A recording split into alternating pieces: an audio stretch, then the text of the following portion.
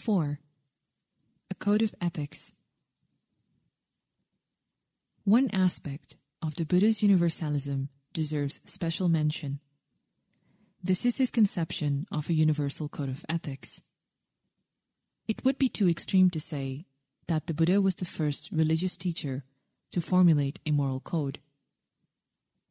For moral codes of different kinds had been laid down from the dawn of civilization. But it might not be far-fetched to say that the Buddha was one of the very first teachers to separate out true moral principles from the complex fabric of social norms and communal customs with which they were generally interwoven. With astute sophistication of thought, the Buddha provides for us an abstract principle to use as a guideline in determining the basic precepts of morality. This is a rule of using oneself as a standard. Attanam uppamam katva, for deciding how to treat others. From this abstract principle, he derives the 4 main precepts of his moral code: to abstain from killing, from stealing, from sexual misconduct, and from lying. In the interest of personal welfare and communal harmony, he adds a 5th: to abstain from intoxicants. Together, these give us the 5 precepts, Panchasila, the basic moral code of Buddhism. The Buddha, however, did not regard morality merely as a set of rules based on reasoning. He taught that there is a universal law which connects our conduct with our personal destinies, ensuring that moral justice ultimately prevails in the world. This is the law of karma and its fruit, which holds that our intentional actions determine the type of rebirth we take and the diverse experiences we undergo in the course of our lives. This law is utterly impersonal in its operation. It gives no one preferential treatment. It recognizes no VIPs or favorites, but works with absolute uniformity towards all. Those who violate the laws of morality, whether they be high class or low class, rich or poor, acquire unwholesome karma and must suffer the consequences: a bad rebirth and future misery. Those who adhere to moral rules, who engage in virtuous conduct, acquire wholesome karma, leading to future benefits: a good rebirth, a happy life, and progress on the way to final liberation. In conformity with the psychological orientation of his teaching, the Buddha gave special attention to subjective springs of morality. He traces immoral behavior to 3 mental factors called the 3 unwholesome roots: greed, hatred, and delusion. And he traces ethical behavior to their opposites, the 3 wholesome roots: non-greed or generosity, non-hate or kindness, and non-delusion or wisdom. He also directs us to a more refined interior level of ethical purity to be achieved by developing, in meditation, 4 lofty attitudes called the Divine Abodes, Brahma-vihara.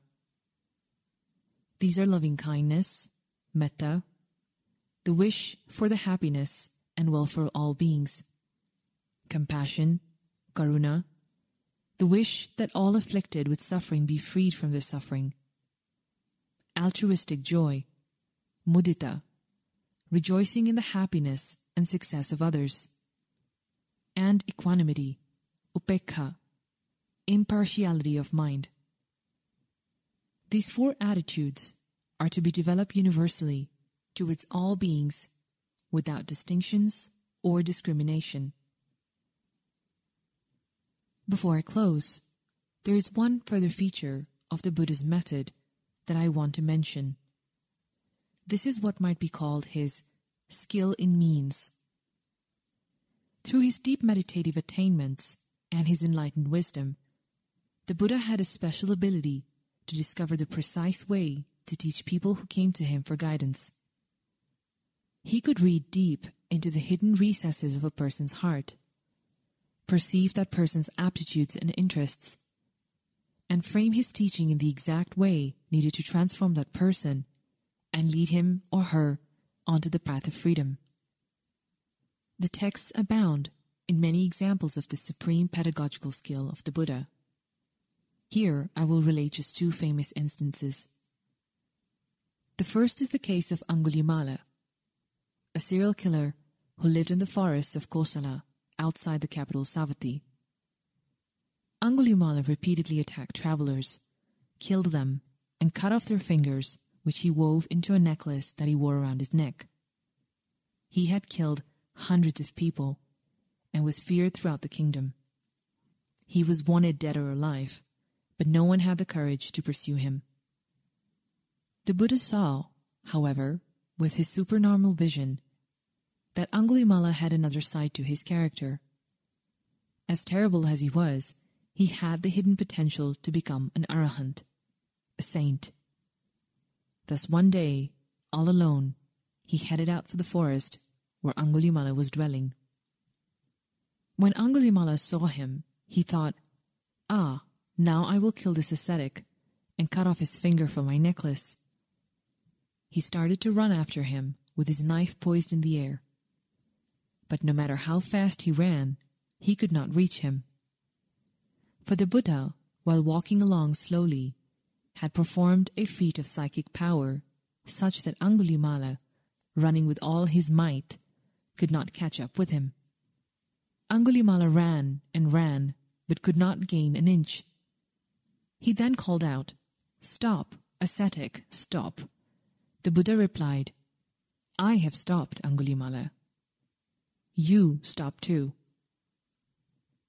This statement had a deep impact on the criminal, an impact which struck down to the depths of his heart.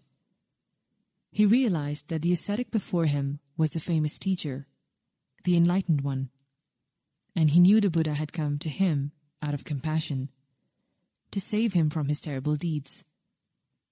He threw away his knife, bowed down at the master's feet, and asked to be accepted as a monk. The Buddha admitted him into the order, and after a short time, Angulimala became an arahant, perfectly wise and deeply compassionate. The second story concerns the woman Kisagotami. She was a poor woman who had married into a wealthy family, but she did not bear children and was thus scorned by her in-laws. This made her very miserable. But after some time, she conceived and gave birth to a son, who became for her the source of boundless joy. Now that she had brought forth an heir to their wealth, everyone else in her husband's family too accepted her. But a few months after his birth, the child died, and Kisagotami became distraught. She refused to believe the boy was dead, but convinced herself he was only ill. Thus she went around everywhere asking people to give her medicine for her son. The townsfolk ridiculed her and abused her, calling her a mad woman, until she finally came into the presence of the Buddha. When she asked him for medicine, he did not give her an eloquent sermon on impermanence.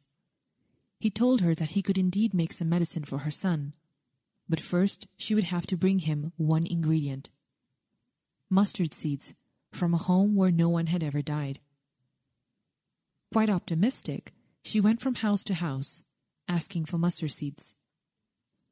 At each door, people readily gave her seeds, but when she asked the donor whether anyone in that home had ever died, she was told, "Here a father has died, here a mother, here a wife, here a husband, a brother, a sister," and so on.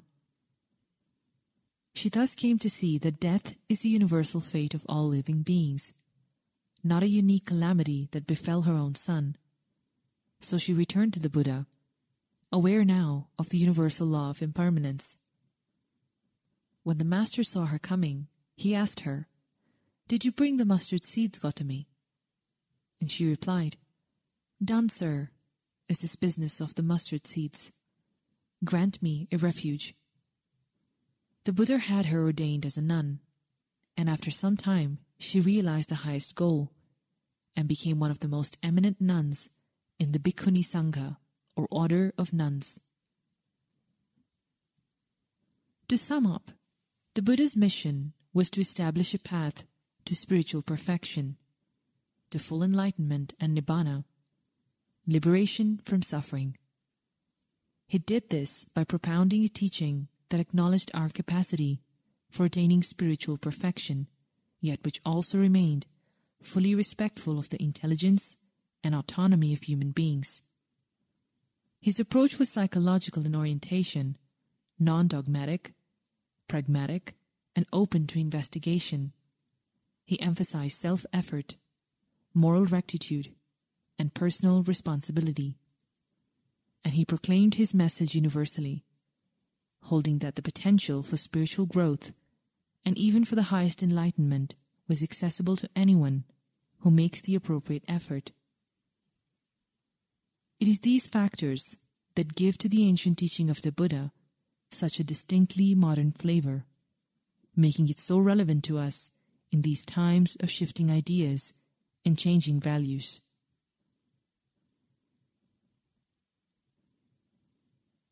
This has been The Buddha and His Dhamma, 2 lectures on Buddhism, written by Bikkhu Bodhi, narrated by Renu Hunjin, copyright 1999 by the Buddhist Publication Society, audio production copyright 2017 by Pariyati.